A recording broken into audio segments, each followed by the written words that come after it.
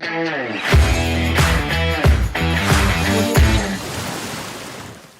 vaxtınız xeyir, əziz izləyicilər. Maritime Talks-da hər birinizi salamlayıram. Dövlət Dəniz və Liman Agentliyinin təqdimatında bugün yayımlanan buraxılışda müzakirə edəcəyimiz mövzu gəmi qeydiyyatı və təsnifat cəmiyyətlərlə bağlı olacaq. Mövzu ətrafında həmsöhbətim Agentliyin Gəmi Qeydiyyatı və Təsnifat Cəmiyyətləri İş Departamentinin direktoru Elvin Nurəddinovdur. Elvin müəllim, xoş gəlmisiniz.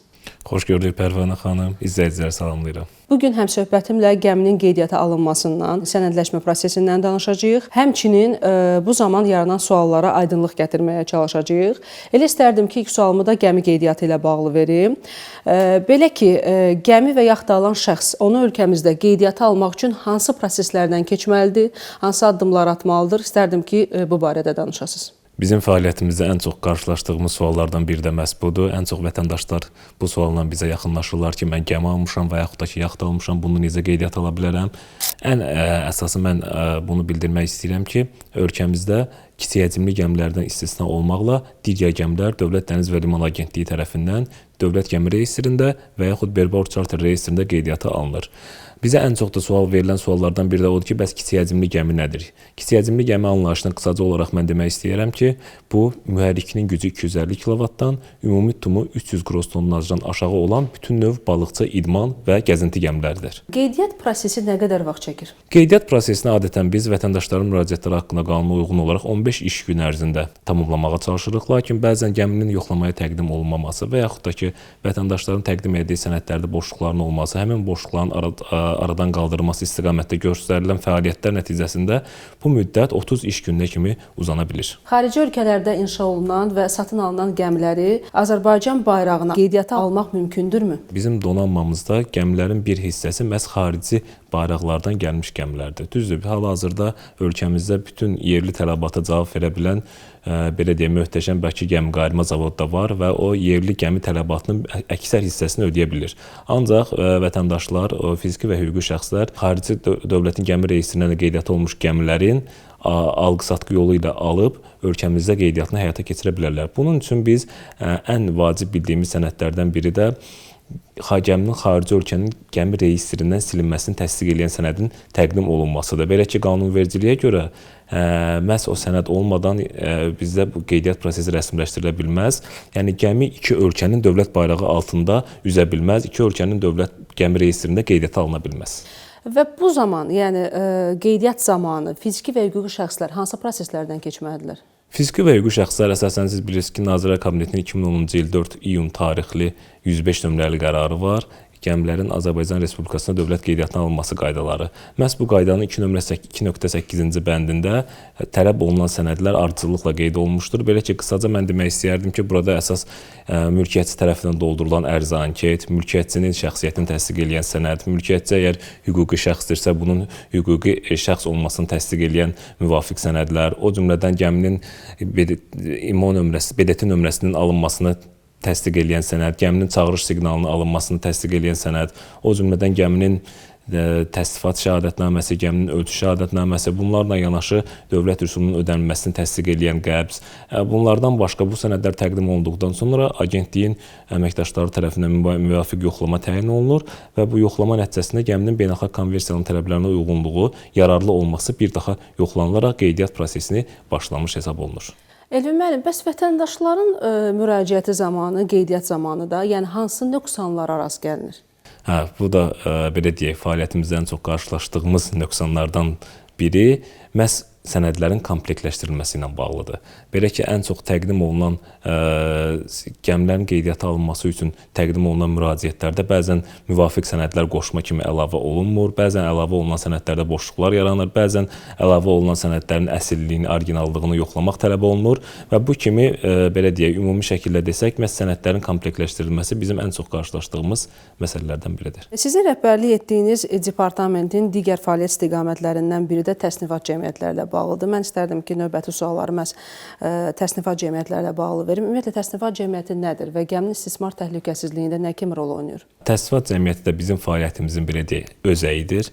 Ancaq mən bu suala maksimum müfəssəl şəkildə cavablaməyə çalışacağam ki, bizi dinləyən izləyicilərin də izləyicilərin ilkin təəssüratlar formalaşsın.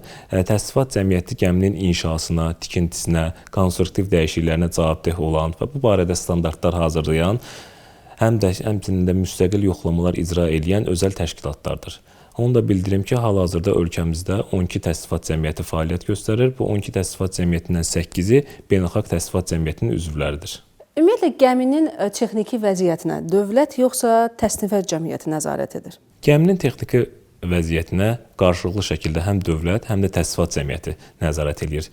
Belə ki, dövlət bu səlahiyyətləri təsnifat cəmiyyətinə ötürür və təsnifat cəmiyyəti gəminin quruluşuna, avadanlıqlarının təhlükəsizliyinə, ekoloji təhlükəsizliyinə, hər bir texniki təhlükəsizlik məsələlərinə cavabdehdir.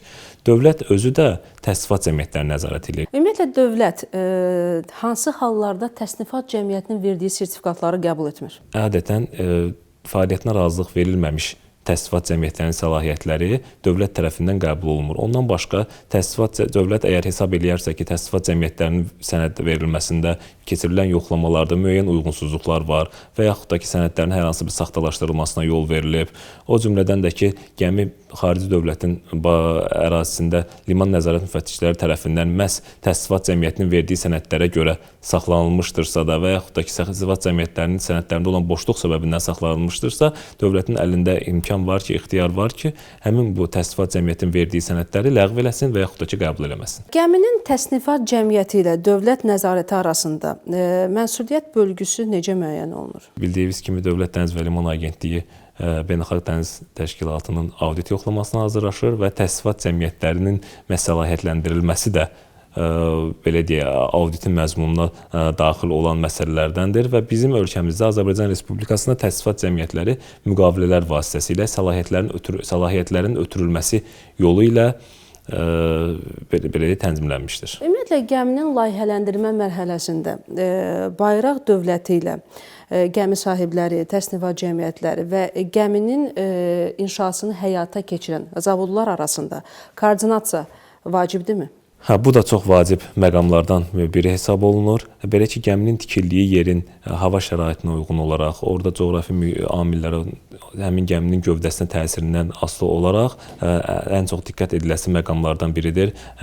Misal üçün, gəmi əgər soyuq yerlərdə tikilirsə, buzlaqlarda üzəcəksə, bunun bayraq dövləti tərəfindən gövdəsinin qalınlıqlarına və digər texniki göstəricilərinə dair müəyyən tələblər irəli sürülə bilər ki, hansı ki, isti yerlərdə, isti iqlim qurşağında tikilən gəmilərdə bu tələblər irəli sürülməyə bilər. Ona görə də gəmi tikilməmişdən öncə hansı dövlətin bayrağı altında üzəcəksə, əvvəlcədən bu razılaşdırılmalı və bayraq dövlətinin tələbləri öyrənilməli. Daha sonra isə inşa prosesinə start verilməlidir ki, gələcəkdə gəminin qeydiyyata alınması zamanı hər hansı bir əngəllərlə qarşılaşmasınlar. Çox sağ olun. İki sualım da olacaq, Elvin müəllim. Azərbaycan bayrağı altında üzən gəmilərin dünya okeanının istənilən sularında istismarı mümkündürmü və bu zaman hansısa məhdudiyyətlər mövcuddur? Qısaca mən bu sualın cavabı olaraq bəli, mümkündür deyəcəm. Çünki hal-hazırda bizim bayraq altında üzən bir neçə gəmimiz dünya sularında Azərbaycan bayrağını təmsil eləyirlər.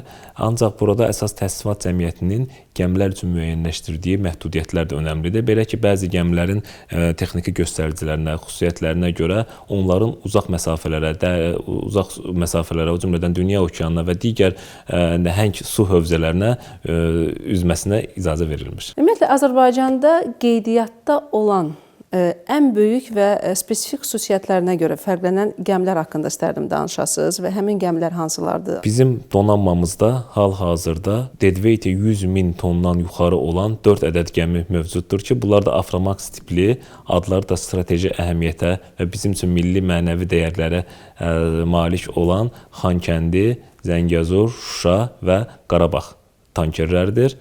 Onlar hal-hazırda dünya sularında Azərbaycan bayrağını fəxarət hissi ilə təmsil edirlər. Əlavə olaraq yerli neft-qaz hasilatı platformalarımızda da neft-qaz hasilatı əməliyyatlarına cəlb olunmuş Xankəndi, Akademik Tofiq İsmailov kimi gəmilərimiz mövcuddur. Dərin təşəkkürümü bildirirəm maraqlı, dolğun müzakirələriniz üçün. Bir daha xatırladım ki, həmsöhbətim Dövlət Dəniz və Liman Agentliyinin Gəmi Qeydiyyatı və Təsnifat Cəmiyyətləri İş Departamentinin direktoru Elvin Nurəddinovadır. Mən isə sizinlə sağollaşıram. Növbəti buraxılışda görüşmək ümidi ilə salamat qalın. Müzik